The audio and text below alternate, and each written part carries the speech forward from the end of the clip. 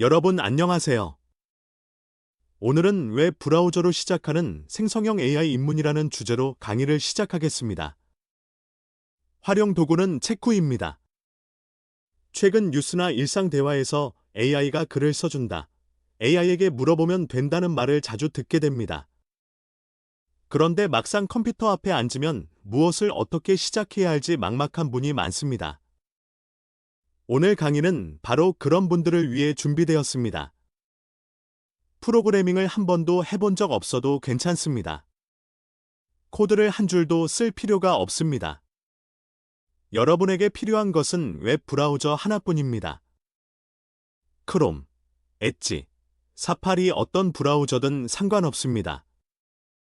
오늘 강의를 다 듣고 나면 직원분들은 학사 업무 보고서를 AI에게 초안 잡아달라고 할 수 있게 되고, 학생 여러분은 논문 자료를 정리하거나 호텔 리뷰를 분석해달라고 시킬 수 있게 됩니다. 지금부터 하나씩 천천히 따라와 주세요. 오늘 강의에서 다룰 내용을 먼저 말씀드리겠습니다. 총 5가지 주제를 순서대로 진행합니다. 첫째, 대표 AI 서비스 비교 체험입니다. 챗GPT, 클로드, 제머나이 같은 주요 AI 서비스들이 어떻게 다른지 직접 비교해 봅니다.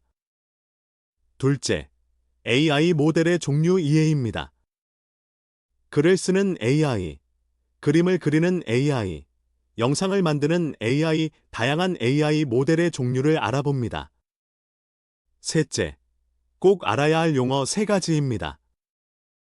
토큰, 세션 용량, 온도 이 3가지 개념만 알면 AI를 훨씬 효과적으로 사용할 수 있습니다. 넷째, 프롬프트 길이에 따른 결과 차이입니다. AI에게 짧게 한 줄만 시키는 것과 구체적으로 여러 줄을 시키는 것이 얼마나 다른 결과를 내는지 직접 비교합니다. 여기서 프롬프트의 4가지 핵심 요소를 배우게 됩니다. 다섯째, 분야별 맞춤 실습입니다. 직원분들과 학생 여러분이 각자의 업무와 전공에 맞는 프롬프트를 직접 만들어보는 시간입니다. 그러면 바로 첫 번째 주제로 들어가겠습니다. 자세한 설명에 앞서 실습 환경을 만들도록 합니다. 첫째로 웹 브라우저를 실행하고 체쿠의 채트쿠 AC KR 주소로 접속합니다. 둘째로 포털 혹은 인포21 아이디와 암호로 로그인합니다. 참고로 체쿠는 교원, 직원 및 재학생은 사용 가능하며 휴학생의 경우는 사용이 불가한 점 양해 바랍니다. 그러면 화면과 같이 일반적인 웹 브라우저 기반 생성형 AI 서비스와 유사한 화면이 나타납니다. 채팅창 아래에는 미리 설정된 환경을 선택할 수 있습니다. 하고자 하는 작업에 맞는 설정을 선택하면 더 좋은 답변을 얻을 수 있습니다. 체쿠는 다양한 AI 모델들을 하나의 체쿠 서비스 안에서 사용할 수 있습니다. 화면과 같이 화면 위에 AI 모델 쪽으로 마우스를 가져가면 사용할 수 있는 모델들이 나타납니다. 각각의 AI 모델들은 특성이 있으며 이에 대한 이해가 오늘의 주제 중 하나입니다. 화면에서 클로드 4.6 오퍼스의 요약이 화면 오른쪽에 있습니다. 클로드의 오퍼스는 복잡하고 수준 높은 작업을 잘합니다. 그래서 비용을 보면 50 크레딧으로 비싼 편입니다. 같은 클로드이지만 4.6 사니트의 요약을 보면 클로드의 사니트는 주로 프로그래머 개발자의 용도에 맞는 것을 볼 수 있습니다. 그리고 비용을 보면 30 크레딧으로 오퍼스 대비 조금 저렴합니다. 이렇게 다양한 AI 모델들의 특징이 저마다 다르기에 AI 모델들의 특징을 이해하고 필요할 때 최적의 모델을 사용하는 것이 중요합니다. 먼저 생성형 AI가 무엇인지부터 짚어보겠습니다. 생성형 AI라는 말이 어렵게 느껴질 수 있습니다. 쉽게 말하면 우리가 질문을 입력하면 AI가 문장, 표, 요약 등을 생성해주는 서비스입니다. 네이버나 구글 검색과는 다릅니다. 검색 엔진은 관련 링크 목록을 보여줍니다. 서울 날씨를 검색하면 기상청 링크, 뉴스 링크가 나오죠. 하지만 생성형 AI에게 서울 날씨를 정리해줘라고 하면 AI가 직접 문장을 만들어서 답변을 써줍니다. 링크를 찾아주는 게 아니라 답변 자체를 생성하는 것입니다. 화면에 대표적인 AI 서비스들이 나와 있습니다. 챗GPT는 오픈AI에서 만든 서비스로 가장 먼저 대중화된 AI입니다. 글쓰기부터 분석, 요약까지 범용적으로 잘합니다. 클로드는 엔스로픽에서 만든 서비스로 긴 문서를 처리하거나 논리적인 글을 쓰는 데 강점이 있습니다. 제머나이는 구글에서 만든 서비스로 검색과 연동된 최신 정보 활용에 강점이 있습니다. 퍼플렉서티는 좀 특별합니다. 다른 AI가 기존 학습 데이터로 답변하는 반면 퍼플렉서티는 실시간으로 웹을 검색하고 출처 URL을 달아줍니다. 그리고 체쿠가 있습니다. 경희대학교에서 제공하는 AI 서비스로 오늘 실습에서 사용할 도구입니다. 어떤 서비스를 쓰든 오늘 배울 원칙은 동일하게 적용됩니다. 중요한 것은 어떤 서비스를 쓰느냐가 아니라 AI에게 어떻게 지시하느냐입니다. 이것을 오늘 강의에서 집중적으로 배울 겁니다. 다음으로 AI 모델의 종류를 알아보겠습니다. AI는 단순히 하나의 모드만 있는 것이 아닙니다. 먼저 대화 방식에서 채트 모드는 빠르고 가벼운 질문에 적합하고 싱킹 모드는 시간이 조금 걸리더라도 복잡한 추론에 강합니다. 또 모델 등급도 있습니다. 네노나 플래시는 빠른 응답용, 프로나 오퍼스는 정밀 분석용이라고 이해하시면 됩니다. 핵심은 무조건 최고 성능이 아니라 상황에 맞는 모델을 선택하는 것입니다. 모델이라는 말이 낯설게 느껴지실 수 있는데 쉽게 말하면 AI의 두뇌라고 생각하시면 됩니다. 어떤 두뇌를 가졌느냐에 따라 AI가 잘하는 일이 다릅니다. 크게 4가지로 나눌 수 있습니다. 첫째, 텍스트 생성 모델입니다. 글을 읽고, 요약하고, 작성하는 AI입니다. 챗GPT, 클로드, 제머나이가 여기에 해당합니다. 오늘 강의에서 주로 다루는 것이 바로 이 유형입니다. 보고서 초안, 이메일, 회의록 요약 등 업무에 바로 쓸 수 있습니다. 둘째, 이미지 생성 모델입니다. 텍스트로 설명하면 그림을 그려주는 AI입니다. 이 내용은 챕터 2에서 본격적으로 다루게 됩니다. 셋째, 영상 생성 모델입니다.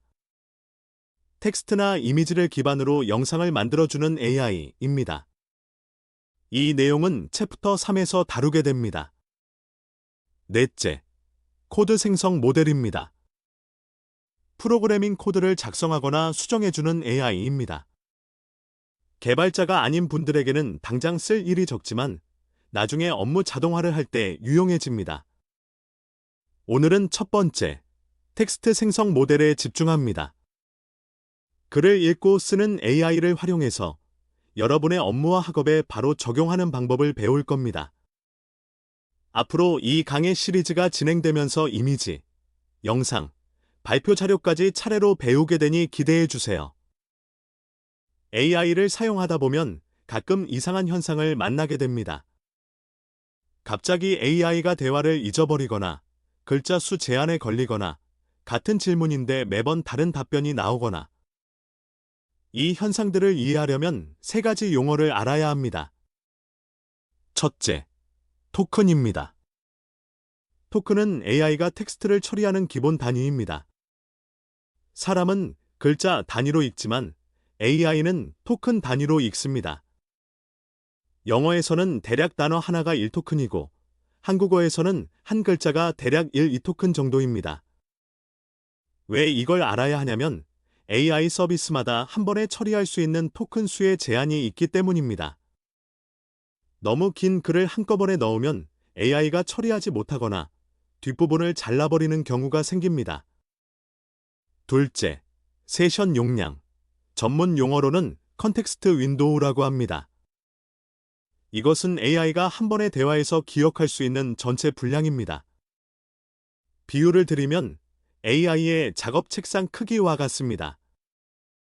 책상이 작으면 서류를 많이 올려놓을 수 없듯이 세션 용량이 작으면 긴 대화를 나눌수록 초반 내용을 잊어버립니다. 아까 말했잖아 라고 하는데 AI가 모르는 척하면 세션 용량을 넘겼기 때문입니다. 앞서 클로드 4.6 오퍼스와 사니트는 세션 용량이 20만 토큰이었습니다. 그런데 제머나이 3.1 프로는 세션 용량이 100만 토큰입니다.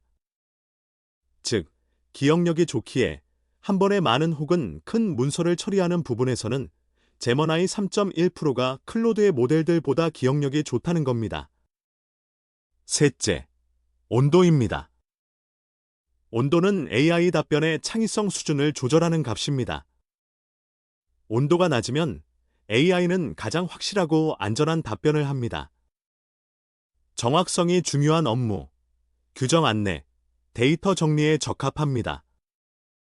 온도가 높으면 AI는 다양하고 창의적인 답변을 합니다. 아이디어 브레인스토밍, 마케팅 카피, 창작 글쓰기에 적합합니다. 같은 질문을 했는데 매번 조금씩 다른 답이 나오는 이유가 바로 이 온도 설정 때문입니다. 이 세 가지 용어를 꼭 기억해 주세요. 토큰은 AI가 글을 읽는 단위, 세션 용량은 AI가 기억할 수 있는 대화 길이, 온도는 AI 답변의 창의성 수준. 이 개념들을 알고 있으면 왜 AI가 이상하게 답하지? 라는 답답함이 훨씬 줄어듭니다. 자, 이제 오늘 강의의 핵심 중의 핵심으로 들어갑니다. 바로 프롬프트입니다. 프롬프트란 AI에게 주는 지시문입니다. 여러분이 AI 화면에 타자를 치는 그 문장이 바로 프롬프트입니다. 검색창에 검색어를 입력하듯이 AI에게는 프롬프트를 입력하는 겁니다. 그런데 프롬프트를 어떻게 쓰느냐에 따라 결과물의 수준이 완전히 달라집니다. 이것이 핵심입니다. 같은 질문이라도 어떻게 묻느냐에 따라 결과는 크게 달라집니다. 경희대 소개해줘처럼 짧게 물으면 누구나 예상할 수 있는 일반적인 답변이 나옵니다. 반면 역할과 기준, 형식을 명확히 지정하면 한 번에 원하는 결과를 받을 수 있습니다. AI는 눈치로 일하지 않습니다. 사람에게 시키듯이 정확하게 지시할수록 잘합니다. 프롬프트를 잘 쓰기 위한 4가지 핵심 요소를 알려드리겠습니다. 첫째, 역할입니다. AI에게 특정한 전문가 역할을 부여하는 겁니다. 너는 대학 학사팀 직원이야 또는 너는 경영전략 컨설턴트야 처럼요. 역할을 주면 AI가 그 전문가의 관점에서 답변합니다. 둘째, 맥락입니다. 지금 내가 처한 상황, 배경 정보를 AI에게 알려주는 겁니다. 2025학년도 2학기 수강 신청 일정을 안내하는 공지문을 작성해야 해처럼 구체적인 상황을 설명해 줍니다.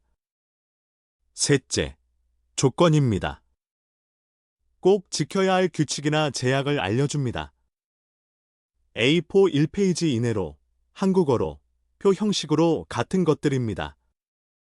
넷째, 형식입니다. 결과물을 어떤 형태로 받고 싶은지 지정합니다. 공문서 형식으로, 이메일 형식으로, 표로 정리해줘처럼요. 비유를 드리겠습니다. 프롬프트 사요소는 식당에서 주문하기와 같습니다.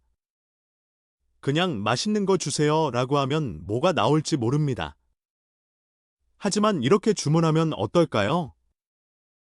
이 식당에서 가장 잘하는 파스타, 역할, 주세요. 오늘 기념일이라 분위기 있는 걸로, 맥락, 부탁드려요. 매운 건 빼주시고, 양은 보통으로, 조건, 해주세요. 코스 요리처럼 전체 메인 디저트 순서로, 형식, 내주세요. 이렇게 주문하면 원하는 음식이 정확히 나오겠죠? AI에게도 마찬가지입니다. 이 4가지 요소는 앞으로 이 강의 시리즈의 모든 챕터에서 계속 활용되는 기본 뼈대이니 꼭 기억해 주세요. 역할, 맥락, 조건, 형식. 이 네 가지입니다. 방금 배운 네 가지 요소를 넣고 안 넣고의 차이가 얼마나 큰지 직접 비교해 보겠습니다. 좋은 프롬프트에는 공통적으로 네 가지 요소가 들어갑니다. 첫째, 역할. AI에게 어떤 전문가인지 알려주고, 둘째, 맥락. 어떤 상황과 기준인지 설명하며, 셋째, 조건. 분량이나 형식을 제한하고, 넷째, 형식. 결과를 어떻게 보여줄지 지정합니다. 이 네 가지만 기억하셔도 AI 답변의 품질이 눈에 띄게 달라집니다. 방금 배운 네 가지 요소를 넣고 안 넣고의 차이가 얼마나 큰지 직접 비교해 보겠습니다. 먼저, 짧은 프롬프트부터 보겠습니다. 수강 신청 안내문 써줘 이렇게 한 줄만 쓰면 어떻게 될까요? AI는 나름대로 안내문을 써주긴 하지만 어떤 학교 것인지, 누구한테 보내는 건지, 어떤 형식인지 모르니까 아주 일반적이고 두루뭉술한 결과가 나옵니다. 이번에는 사요소를 넣은 구조화된 프롬프트를 보겠습니다. 역할. 너는 대학 학사팀 직원이야. 맥락. 2026학년도 2학기 수강 신청 일정을 안내하는 공지문을 작성해줘. 대상은 재학생이야. 조건. 수강 신청 기간, 방법, 유의사항을 포함해서 A4 1페이지 이내로 작성해줘. 형식. 공문서 형식으로 출력해줘. 이렇게 쓰면 어떻게 될까요? 학사팀 직원의 관점에서 재학생 대상으로 A4 1페이지 이내의 공문서 형식의 수강 신청 안내문이 나옵니다. 한 번에 거의 원하는 결과가 나오는 겁니다. 같은 AI인데 프롬프트의 차이만으로 결과물의 수준이 완전히 달라집니다. 실습 예시 자료의 핵심 포인트를 빌려 말씀드리면 AI에게 가장 똑똑한 페르소나, 즉 역할의 가면을 씌우고 내가 처한 상황을 상세히 설명할수록 결과물의 수준이 확 점프한다. 이것이 오늘 강의에서 가장 기억하셔야 할 문장입니다. 역할을 부여하고, 상황을 구체적으로 알려주고, 조건을 정하고, 형식을 지정하면 AI는 놀라울 만큼 정확한 결과를 내놓습니다. 하나 더 중요한 것을 말씀드리면 프롬프트는 한 번에 완벽하게 쓸 필요가 없다는 것입니다. 처음에 써보고, 결과를 보고, 좀 더 짧게, 표 대신 목록으로, 어조를 딱딱하게 이런 식으로 조금씩 수정하면 됩니다. 이 과정을 2, 3번 반복하면 원하는 결과에 수렴합니다. 간단하게 실행 결과를 확인해 보겠습니다. 먼저, 짧은 프롬프트부터 보겠습니다. 수강 신청 안내문 써줘 이렇게 한 줄만 쓰면 어떻게 될까요? 화면에는 이렇게 단순한 요청을 무료 AI 모델인 마인드라직의 스리트 3%를 통해서 실행한 결과를 보여줍니다. 필요한 정보는 나름 잘 들어가 있습니다. 같은 모델에서 사요소를 넣은 구조화된 프롬프트를 사용한 결과를 보여줍니다. 문서 번호, 발송일 등에 보다 체계적인 정보가 포함된 것을 볼 수 있습니다.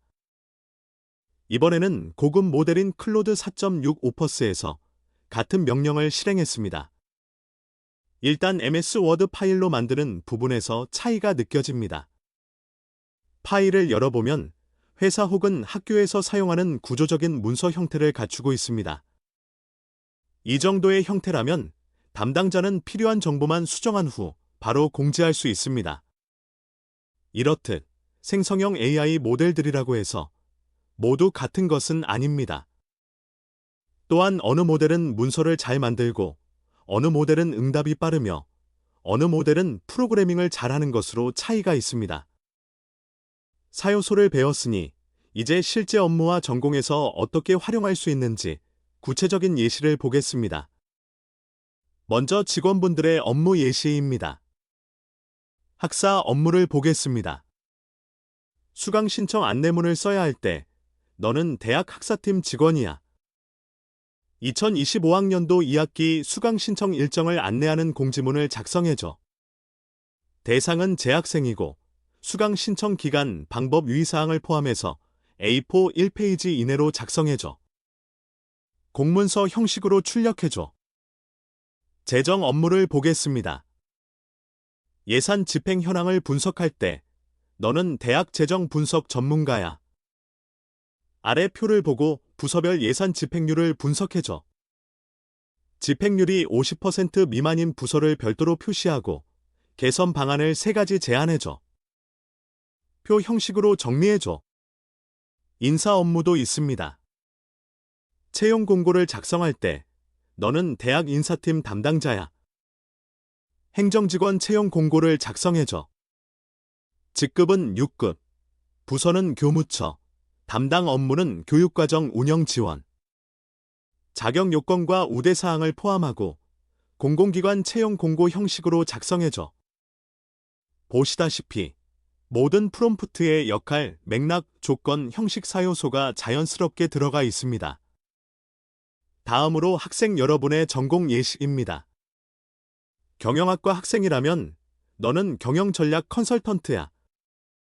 삼성전자의 2024년 반도체 사업부 실적을 스톱로트 분석으로 정리해줘. 각 항목은 3개씩 표 형식으로 작성해줘. 호텔 경영학과 학생이라면 너는 호텔 마케팅 전문가야. 호텔 리뷰 10건을 긍정 부정으로 분류하고 자주 언급되는 키워드 상위 5개를 추출해줘. 인문사회 전공이라면 너는 사회학 연구 조교야. 논문 초록 5편의 연구 목적, 방법론, 핵심 결론을 한 줄씩 요약해줘. 출판 연도 순으로 표 형식으로 정리해줘. 미술 전공이라면 너는 미술 전시 기획자야. 작품 설명을 바탕으로 전시 소개글을 300자 이내 부드럽고 감성적인 어조로 써줘. 어떤 전공이든 어떤 업무든 사요소를 채우면 AI가 여러분의 상황에 딱 맞는 결과물을 만들어줍니다. 자, 이제 직접 해볼 차례입니다. 4단계를 따라서 나만의 프롬프트를 만들어 보겠습니다. 스텝 1은 작업 선정입니다. 내 업무 또는 전공에서 AI에게 맡기고 싶은 작업 한 가지를 정합니다. 여기서 중요한 것은 너무 큰 주제보다 구체적이고 작은 작업이 좋다는 겁니다. 예를 들어, 우리 학교 행정 전체를 개선해줘. 이건 너무 큽니다. 이번 달 회의록 3건을 요약해줘. 이 정도가 적절한 크기입니다. 스텝 2는 사요소 채우기입니다.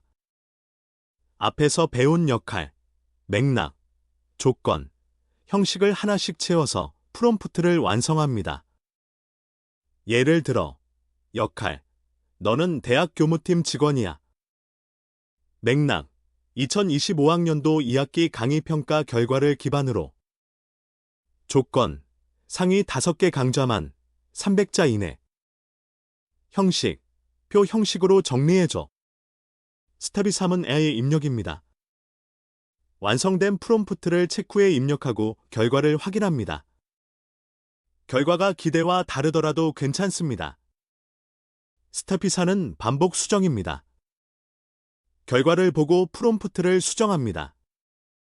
좀 더 짧게, 표 대신 목록으로, 어조를 딱딱하게 등 구체적으로 수정 지시를 내리면 됩니다. 이 과정을 3번 반복하면 원하는 결과에 수렴합니다. 직원분들은 실습 예시 자료를 참고하시면 됩니다. 신임 교원 임용 안내문 작성, 법인카드 사용 지침 FAQ, 졸업 요건 변경 공지, 장학금 미달 학생 안내 메일, 비교과 프로그램 기획, 외국인 비자 안내문 번역, SNS 홍보 카피라이팅, 시설물 고장 안내문, 회의록 액션 아이템 추출, 취업 특강 강사 섭외 메일까지 총 10가지 실습 예시가 준비되어 있습니다. 학생 여러분도 전공별 실습 예시가 10가지 있습니다. 기업 베스트 분석, 호텔 컴플레인 영문 응대, 전시 캡션 작성, 서술형 시험 모의 문제 생성, 통계 개념 쉬운 설명, 자소서 스타어 기법 구조화, 영문 논문 윤문, 토론 찬반 논거 수집, PPT 슬라이드 목차 기획, 창작곡 가사 스케치까지 다양하게 준비되어 있으니 자신의 전공과 가장 가까운 것을 골라서 시도해보세요. 실습 시간은 15분입니다. 책 후에 접속하셔서 직접 해보세요.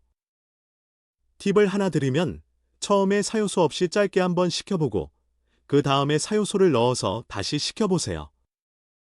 결과물의 수준 차이를 직접 비교하는 것이 가장 강력한 학습 방법입니다. 마지막으로 오늘 배운 내용을 정리하겠습니다. 첫째, 생성형 AI는 검색 엔진과 다릅니다. 링크를 찾아주는 것이 아니라 답변 자체를 생성합니다. 챗GPT, 클로드, 제머나이, 퍼플렉서티 등 다양한 서비스가 있고 체크에서 바로 사용할 수 있습니다. 같은 회사에서 만든 모델들도 서로 특징이 다른 것을 기억합니다. 둘째, 토큰, 세션 용량, 온도 세 가지 용어를 기억하세요. 토큰은 AI가 글을 읽는 단위이고 세션 용량은 AI가 기억할 수 있는 대화 길이이고 온도는 AI 답변의 창의성 수준입니다. 셋째, 프롬프트의 4가지 핵심 요소가 오늘의 가장 중요한 배움입니다. 역할, 롤, 맥락, 컨텍스트, 조건, 컨스트레인츠, 형식, 포맷. 이 4가지를 구체적으로 채울수록 결과물의 수준이 올라갑니다.